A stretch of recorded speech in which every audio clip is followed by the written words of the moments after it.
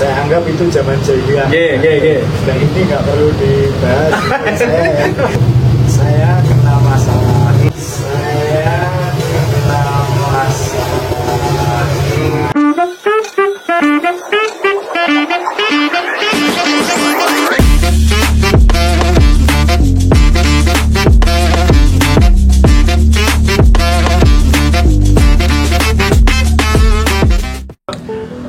Assalamualaikum warahmatullahi wabarakatuh. Selamat pagi dan salam sejahtera bagi kita semuanya. Swastiastu, Swasti Prajabya. Welcome back to Kecamatan Tingkir YouTube channel di program Ngobrol Pagi bareng Kecamatan Tingkir. Sebelum kita mulai lebih dalam lagi, saya punya pantun nih Pak. Apa tuh? Mas Rangga senengannya jalan-jalan. Sekarang kita ada di D9 bersama Pak Hardadi, salah satu pendiri pusat oleh-oleh khas dari Salatiga, yaitu D9. Nah, kabar baik Pak? Alhamdulillah. Alhamdulillah, amin. Nah, ini Pak Hardadi, ya Pak Hardadi ya. Panggilannya Pak Hardadi mau ya. Pak Hardadi ini salah satu inspirator kita. Nah, kenapa kita memilih Pak Hardadi? Karena beliau ini mampu mengembangkan UMKM yang mungkin sebelumnya agak tidak dilirik orang ya Pak, karena berasal dari telo ini kan.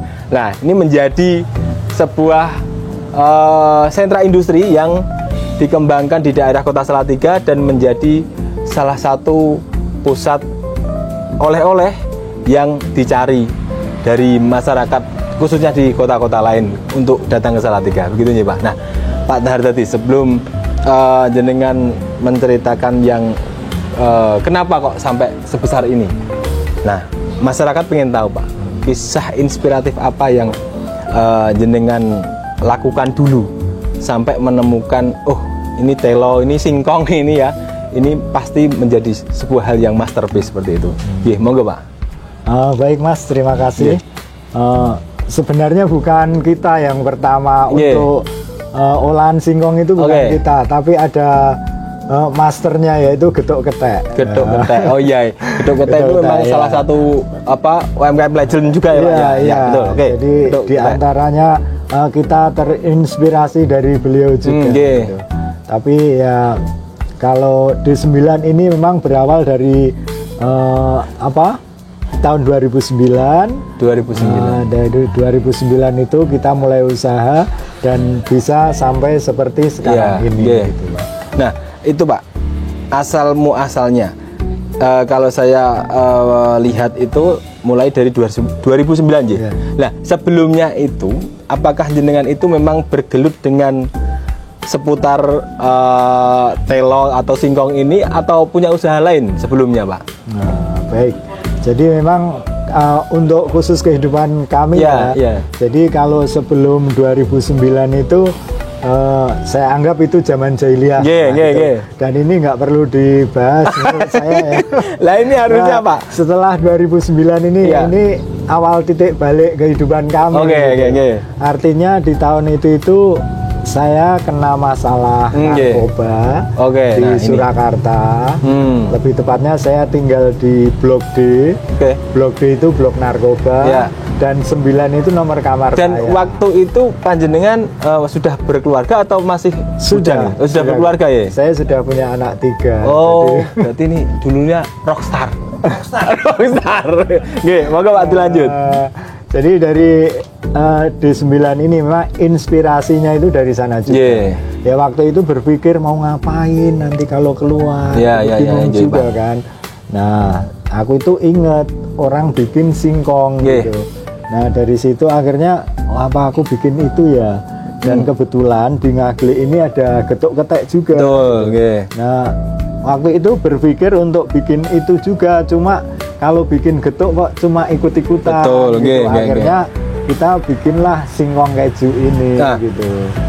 Pelopornya itu mungkin dari inspirasinya Getuk Ketek Pak. Nah, pelopornya untuk jenengan kenapa kok mengolah olahan dari singkong itu sinten? Jenengan atau istri atau ada apa ya teman lah misalkan tuh. Oh, ini usaha ini aja gitu.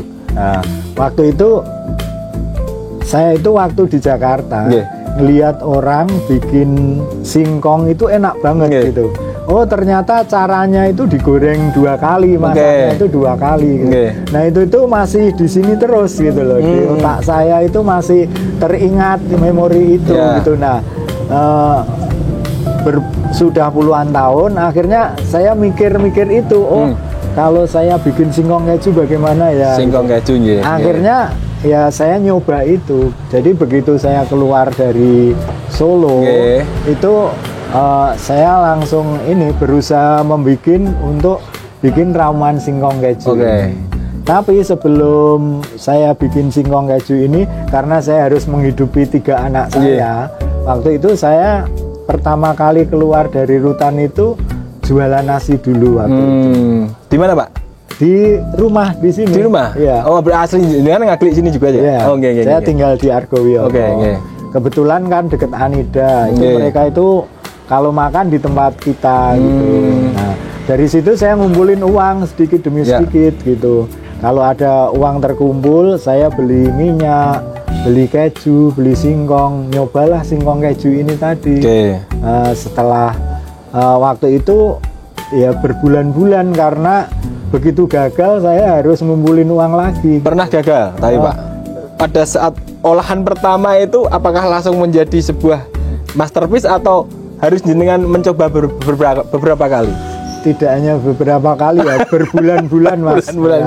Karena waktu itu memang kita modalnya nggak ada, jadi begitu gagal harus ngumpulin gitu. Betul. Tapi alhamdulillah setelah saya merasa olahan singkong ini enak, akhirnya saya pasarkan.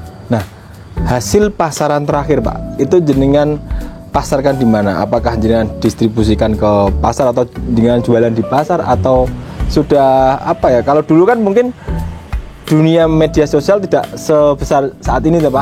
Nah, itu jenengan dulu bagaimana cara menjualnya lah begitu? Waktu itu karena kita kalau dulu adanya baru SMS, jadi ya teman, tetangga, saudara semuanya koneksi lah ya. Siapa yang mau beli singkong meskipun 5.000 saya antar. Jadi waktu itu pokoknya perjuangannya lumayan lah gitu. Yang penting bagaimana caranya ini bisa dikenal. Ya waktu itu meskipun responnya juga lumayan gitu. Meskipun kadang-kadang mereka itu beli bukan karena pengen gitu. Karena teman ini. Iya, mungkin sudah di SMS nggak beli gitu, per kilo dan lain-lain. Tapi bagi kami itu nggak masalah. Semua ikhtiar gitu Pak. Betul. Nah, kadang-kadang ada juga yang kalau pas ada tamu itu, Mas tolong kirimin singkong 10.000. Ya saya kirim gitulah. Kalau ngirim gitu kadang-kadang tamunya ada juga yang nanya, loh ini singkong beli di mana kok dikirim gitu. Nah akhirnya mulai dikenal gitu. Dan waktu itu tahun 2000 di bawah 2015 ya Pak berarti Iya di 2010 mulai proses 10 ke atas itu memang mungkin di Salatiga itu belum ada singkong yang tingkat keempukannya seperti yang sudah disajikan ini. Pada saat itu kan saya kira begitu nggih. Nah Pak Hardadi mulai dari nol, dari proses awal 2009 mulai dari nol itu sampai jenengan rasa ini ini udah posisi aman nih. Ini posisi itu di tahun berapa Pak? Ya mungkin di tahun 2014-15 lah. 2014-15 karena mulai dari rumah akhirnya kita ada teman ngasih tempat di alun-alun Kota Salatiga. Di sana saya kurang lebih 2 tahun lah. 2 tahun karena di sana sebenarnya berat juga. Karena di samping harus bongkar pasang, dorong gerobak, air, listrik dan lain-lain itu berat juga. Apalagi kita masih baru, jadi banyak orang yang belum tahu singkong keju itu apa sih gitu. Makanya ya waktu itu diuji bener gitu, diuji kesabaran. Tapi alhamdulillah di sana itu dekat dengan masjid gitu. Jadi ya waktunya sholat ya segera sholat. Masya Allah ini. Gitu. Nih catatan buat kita semuanya. Buat Bapak. Saya juga nih. Jadi apapun aktivitasnya, sesibuk apa kita ya tetap ingat Tuhan yang di atas, karena rezeki kita itu memang Tuhanlah yang ngatur, Allah Subhanahu wa taala. Nah, di tahun 2017-an Pak, berarti jenengan sudah mulai merambah ke kota dan mungkin sudah banyak yang merasakan dari hasil olahan jenengan. Kemudian Pak, dan pada saat itu kan saya juga ingat Pak, wali kota Pak Yuli itu beberapa dinas itu juga ikut turun tangan membantu membranding olahan singkong jenengan. Nah itu ceritanya gimana Pak? Ya jadi waktu itu karena kita pengen berkembang ya, akhirnya kita masuklah ke UMKM gitu. Desperindakop waktu itu. Pada waktu itu. Ya, dari situ akhirnya kita dibantu mulai dari pengurusan PIRT, sertifikasi halal, juga kalau pas ada bazar itu gratis gitu. Wah itu Masya Allah. Jadi kalau bazar gratis itu kita seneng banget gitu. Kredit point untuk pemerintah Kota Salatiga. Ya, lanjut Pak. Nah dari situ nanti juga alhamdulillah kalau misalkan ada kegiatan di luar daerah, di Semarang atau bahkan kita itu pernah ke Jakarta juga.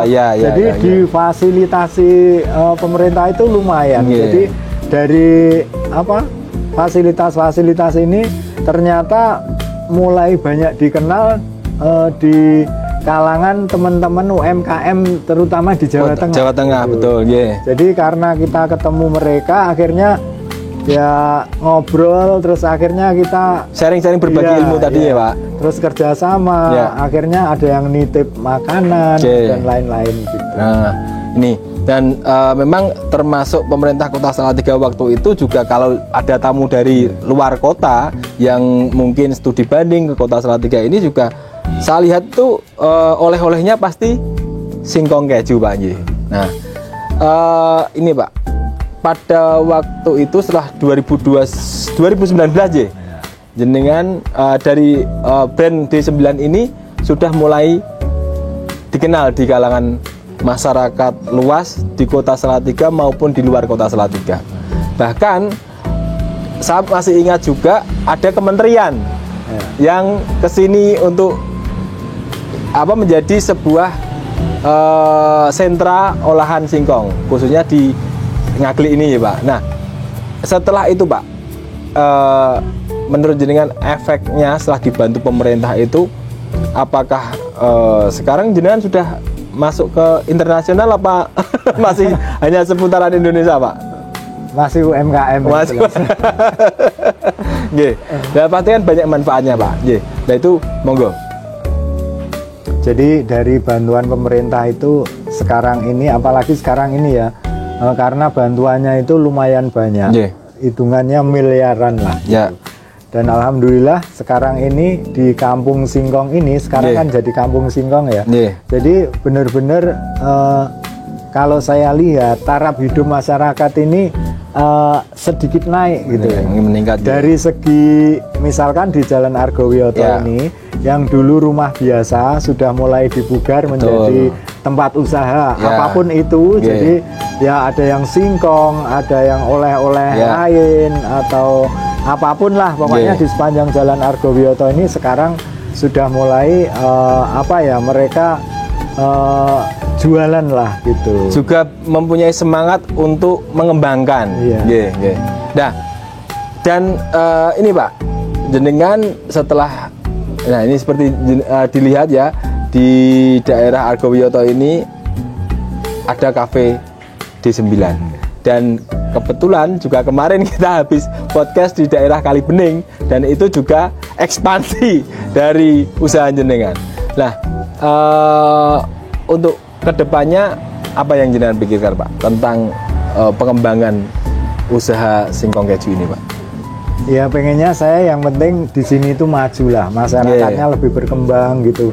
Apalagi sekarang ini ada 33 UMKM yang bergerak, yang semuanya singkong, ada edukasi, ada apapun lah di situ. Jadi harapan saya maju bersama, jadi lebih kesejahteraan masyarakat di Ngaglik khususnya, pada umumnya Kota Salatiga bisa lebih dikenal oleh masyarakat luas. Oke, luar biasa ini Pak Ardadi ini. Jadi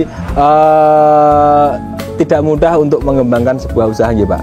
Seperti yang Pak Ardadi lakukan, berawal dari mungkin bisa saya katakan tidak punya pekerjaan ya Pak, karena setelah menjadi rockstar tadi kemudian mempunyai inspirasi, dan inspirasinya juga tidak jauh-jauh karena dari Getuk Ketek Pak Ardadi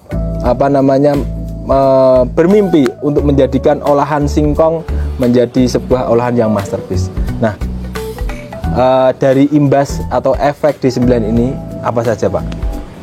Ya mungkin jenengan bisa bercerita untuk lingkungan sekitar Anda sendirilah. Apa ya Mas ya? Kalau menurut saya yang jelas, saya kan ikut kayak tadi malam itu arisan bapak-bapak. Dulu itu utang piutang uangnya selalu habis. Sekarang itu jarang yang utang di PK. Jadi di arisan itu kok sekarang ini uang itu banyak sisanya, banyak yang menabung daripada yang pinjem gitu. Artinya saya merasa mungkin itu imbas dari keramaian di kampung di wilayah sini mungkin taraf hidupnya lebih naik gitu. Dari perjalanan jenengan Pak,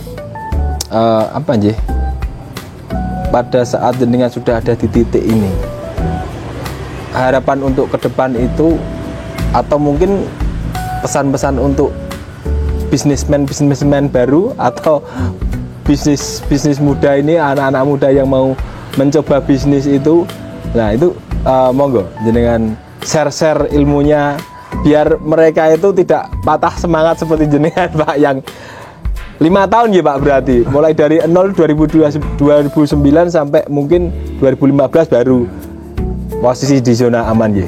Nah itu Pak, monggo jenengan share-kan Pak. Buat teman-teman yang penting kerja keras lah. Kerja keras karena pada dasarnya yang penting kita itu mau berusaha.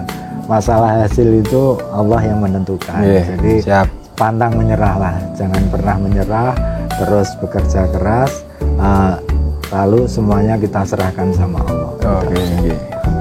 Mantap sekali nih Pak Ardadi ini.